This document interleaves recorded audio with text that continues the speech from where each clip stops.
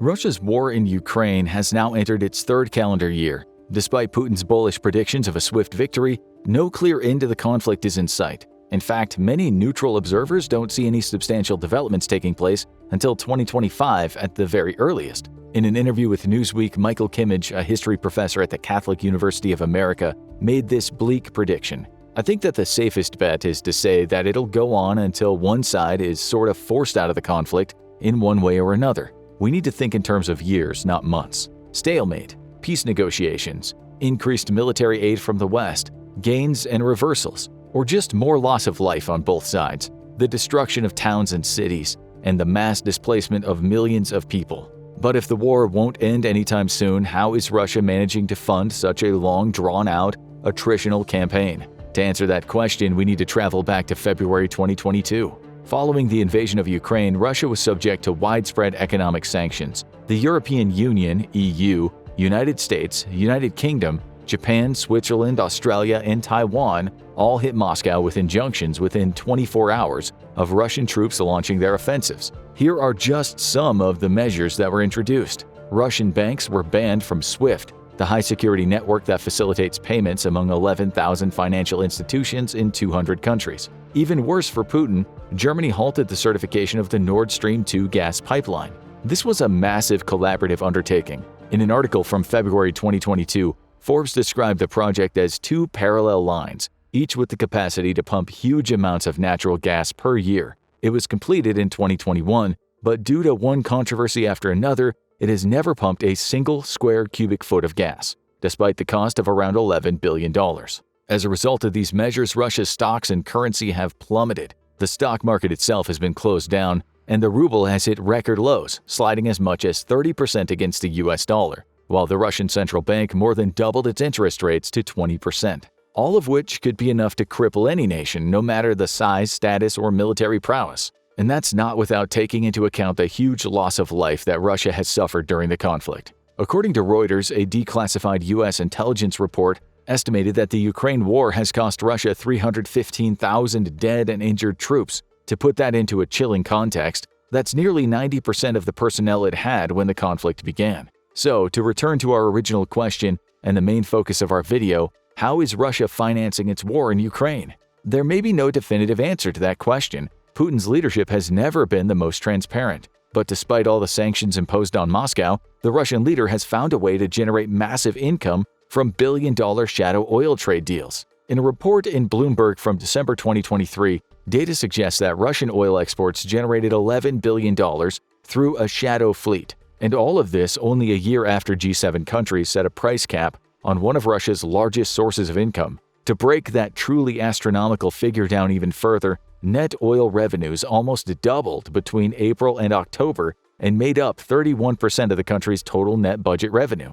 Flying in the face of the sanctions, the ownership of Putin's ships has been obscured or reorganized, typically through shell companies in the Middle East, to hide any links to Moscow. The number of shadow vessels leaving Russia rose from 13% in February 2022 to 42% by mid-2023. Sanctions? What sanctions? But in light of international condemnation for Putin's invasion of Ukraine, who is actually buying this oil? Primarily China and India. If the same Bloomberg report is accurate, Russia has since rerouted its oil exports to those two countries to the tune of almost 3.5 million barrels of oil per day last year. That is a lot of oil. And in an even darker, shadowy twist, 5 out of the top 8 buyers of Russian oil were unknown entities after Putin ordered his troops to invade Ukraine. So now we understand a little more about how Russia is ultimately funding the war with its clandestine billion-dollar shadow oil trade maneuvering. But how exactly is Putin moving this oil from point A to point B? The answer?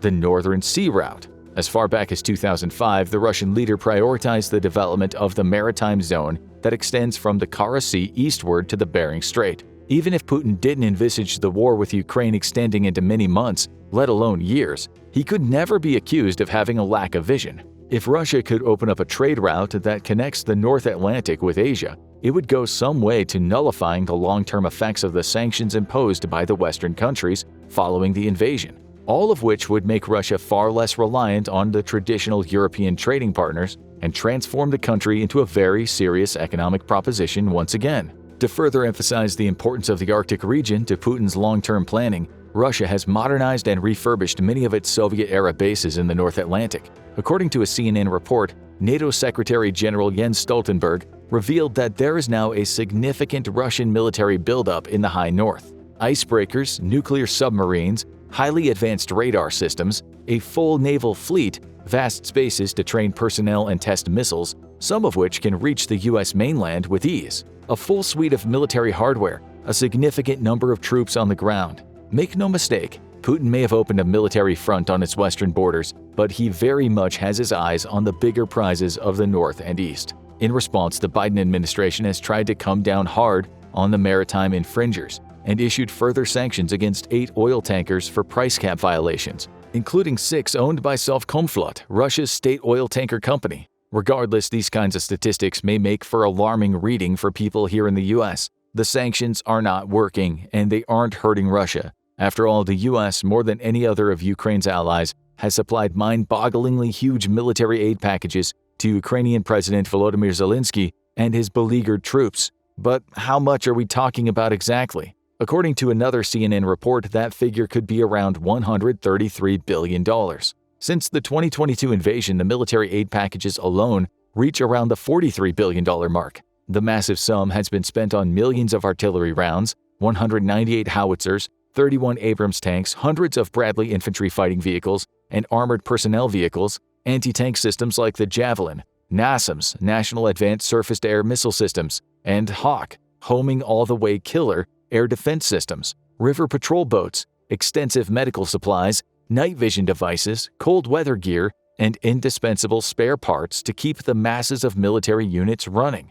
And still, as we alluded to, we are no nearer to a significant breakthrough. And it gets worse for Zelensky. In yet another CNN report from September of 2023, the outgoing Polish Prime Minister, Mateusz Morawiecki, said the country would no longer transfer weapons to Ukraine. And while incoming President Andrzej Duda was quick to backtrack and claim that the comments were taken out of context, this unexpected rift would not have escaped Moscow's notice. Poland, remember, was very much at the forefront of events that led to the invasion of Ukraine in the first place. The controversial NATO bases that stoked Putin's ire were to be built on Polish soil. If anything, Ukraine and Poland should be strengthening ties in the face of Russian aggression. Poland was the 6th biggest contributor of military aid to Kyiv, providing the near neighbors with a not insubstantial $3.6 billion in aid. Just as importantly, they took in more than 1.5 million Ukrainian refugees and allowed 15 million to cross its borders to flee the war. Historically, both countries have long been wary of Moscow's intentions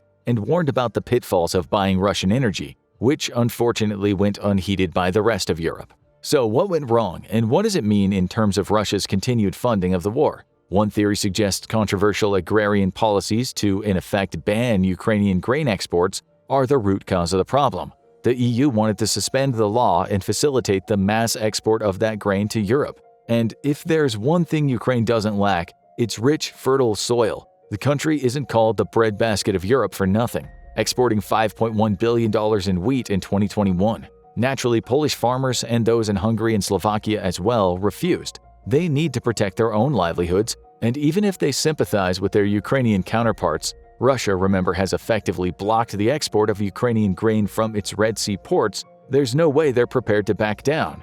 But perhaps there is an underlying and far more worrying subtext to this particular spat. Certainly from Kyiv's point of view, has the extended duration of the war and the wider spread ramifications seriously unnerved those in power in Warsaw. Even with the best intentions in the world, they know that the kind of military aid and support that Zelensky has enjoyed since day one of the invasion isn't a bottomless pit. More worryingly, there are presidential elections on the horizon. If, as is looking increasingly possible, Donald Trump wins the Republican nomination, Ukraine could potentially be set adrift and left without any military aid from the US, an unthinkable proposition a little over 2 years ago. Ultimately, if Trump defeats Biden in November, it'll have serious ramifications for the conflict in Ukraine. At the very moment, the war has reached a critical impasse. When Kyiv needs more of everything, tanks, ammunition, drones, even fighter jets, the rug could very much be pulled from under their feet. Understandably, this has made the Polish government very nervous indeed, to the extent that they may be fully prepared to alter their foreign policy and reduce their aid packages to Ukraine. In a brief statement on social media, former Prime Minister Mateusz Morawiecki stated, We no longer transfer weapons to Ukraine because we are now arming Poland. Maybe those in Warsaw are looking beyond the current military stalemate to next year and beyond. If Russia were to achieve total victory, could Putin target Poland and those pesky NATO bases that played such a pivotal role in declaring war in the first place? And if so, Poland, as Morawiecki suggested, would have to defend themselves. However, Poland is no longer a pushover when it comes to military strength. In recent decades, they've built up one of the biggest and best-equipped forces in the world. According to Global Firepower, Poland is now ranked 24th out of 145 countries reviewed. In terms of Poland's longer-term vision, Euronews reported that the country wants to recruit about 150,000 troops over the next 10 years, bringing its army from the current 128,000 active personnel and 36,000 territorial defense troops to 300,000 soldiers. Back in July 2023, Poland received 33 new M1 Abrams tanks as part of a €4.5 billion or $4.9 billion order of 250.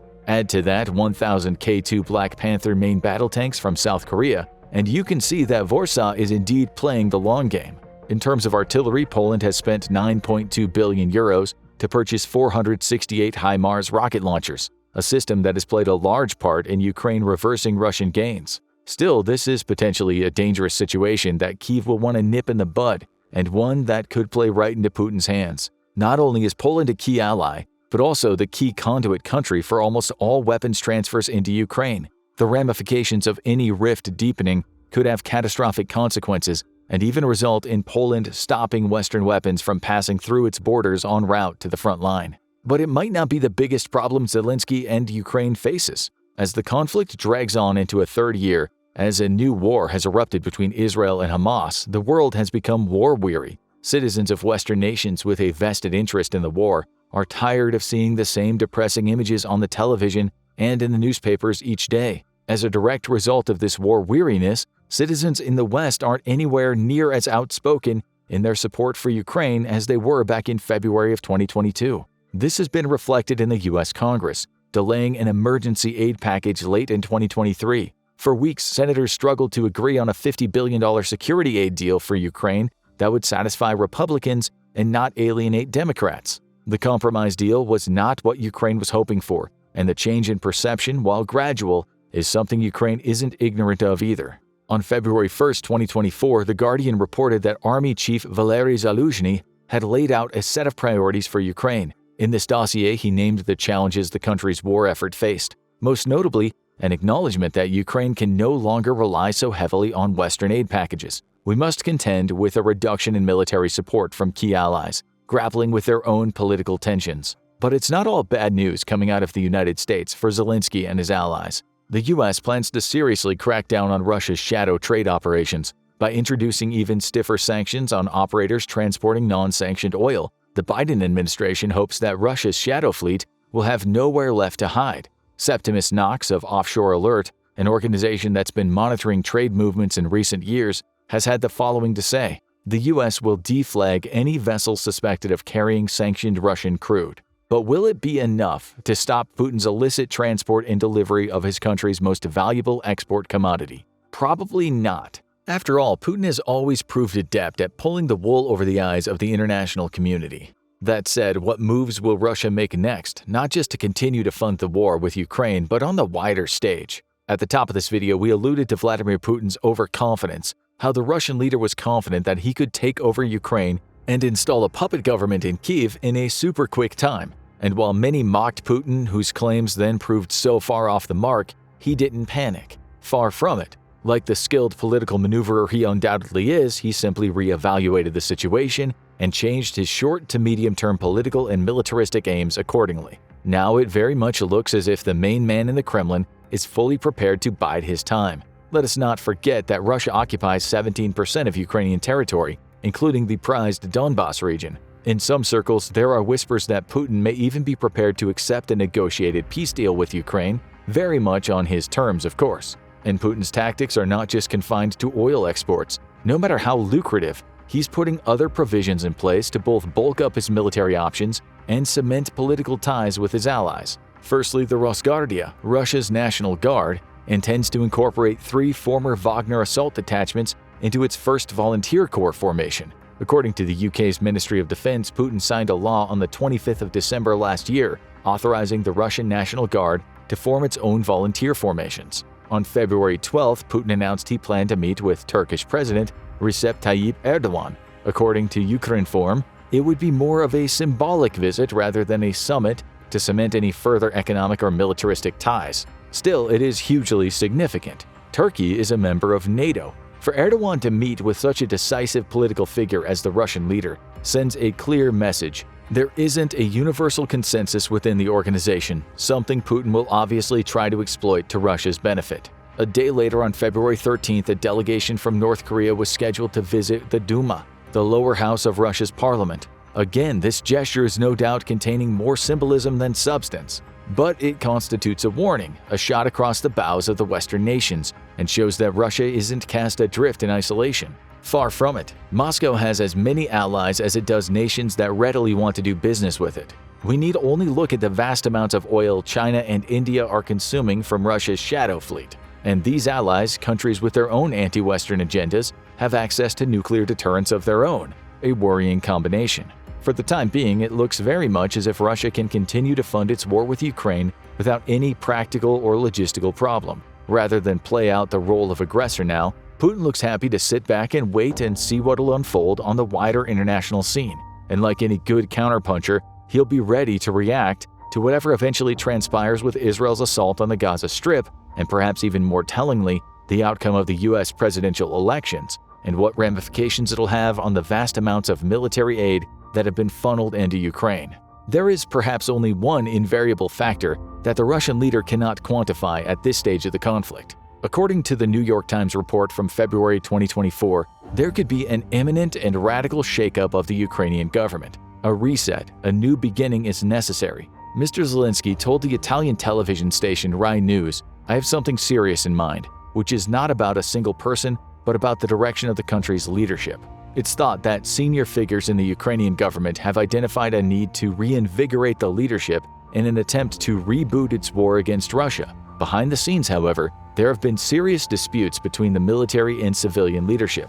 In particular, Zelensky's relationship with top military commander General Zaluzhny is thought to have become increasingly strained. One of the most divisive topics on the Ukrainian political agenda, never more prevalent now that American war aid has stalled, is a new mobilization bill that could effectively result in drafting up to 500,000 troops. Still under debate in the Ukrainian parliament, the bill will be politically unpopular with the country's war-weary citizenry. What impact this will have on the war, both on the ground in terms of troop morale and on the international stage in terms of perception and securing the military supplies the country so desperately needs, remains to be seen.